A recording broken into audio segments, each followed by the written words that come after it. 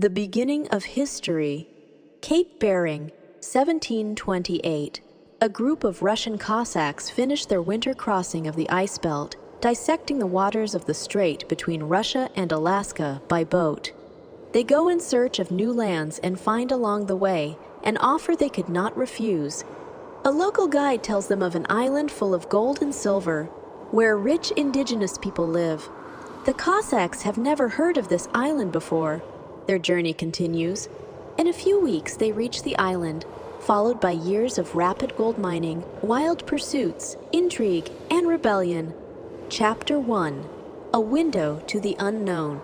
In 1728, the Roman Catholic Church eliminates the main thermometer for measuring the temperature of the air in the middle of Asia. Shepherds trading horses with the Kmetis begin to notice that winters are getting colder and summers are getting hotter. The end result is a crossing of the ice belt from Asia to North America. But the pioneers experience the real tin.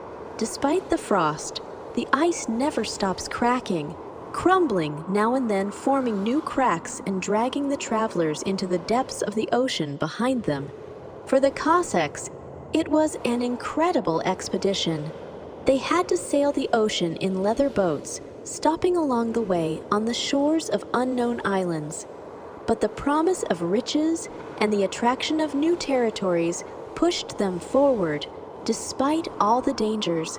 Eventually, they reached the ice and penetrated an ice void so far removed from civilization that they could only imagine white, empty expanses, strange, noisy crystal formations in the ice, and wind that swept the snowy curtains that turned the journey into a bondage. Not everything on the islands where they stopped, however, was so bleak. One of the local guides told them of an uncharted island where rich indigenous peoples lived, surrounded by golden and silver-domed buildings, with many riches at their disposal. The Cossacks decided to go there. Chapter 2. The Invaders. When the Cossacks arrived on the island, they saw a fortress located on top of a hill. The local population, who refused to give the Russians an approach, was separated by a strong fortress wall. The Cossacks were ready for battle, but suddenly they heard voices in their native language, someone speaking Russian. It turned out that once upon a time, there had been Russian colonists on the island who had set up a life and trading base there. However, they were forced to leave the island after a major conflict with the local indigenous peoples. The Cossacks saw this as an opportunity. They could occupy the colony and use it to their advantage.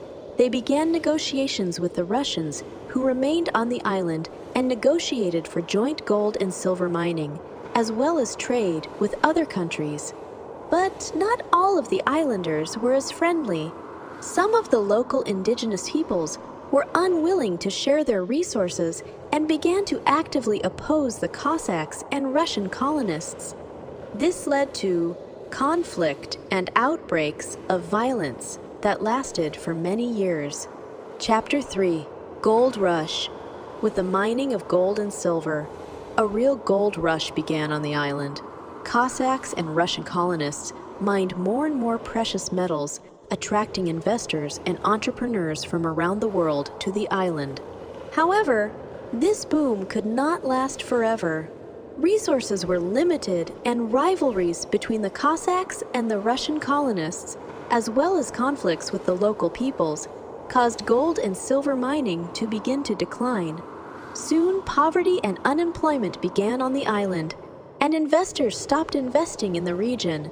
The Cossacks and Russian colonists were forced to seek new sources of income, leading to further rivalry and conflict. Chapter 4. The End of an Era.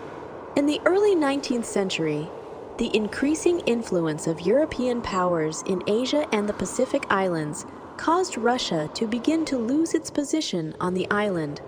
By the time the island was annexed to Alaska in 1867, the small Russian colony that had existed there for nearly 150 years had been destroyed or left due to loss of Russian support. The island was no longer attractive for precious metal mining, and the Cossacks and Russian colonists left, seeking new adventures and riches in other parts of the world. Nevertheless, their story will be remembered by historians as an amazing example of how a few people who started with nothing were able to create an entire community and business on the island that attracted attention from all over the world. It also shows how different cultures and peoples can work together to achieve common goals, regardless of linguistic or ethnic differences.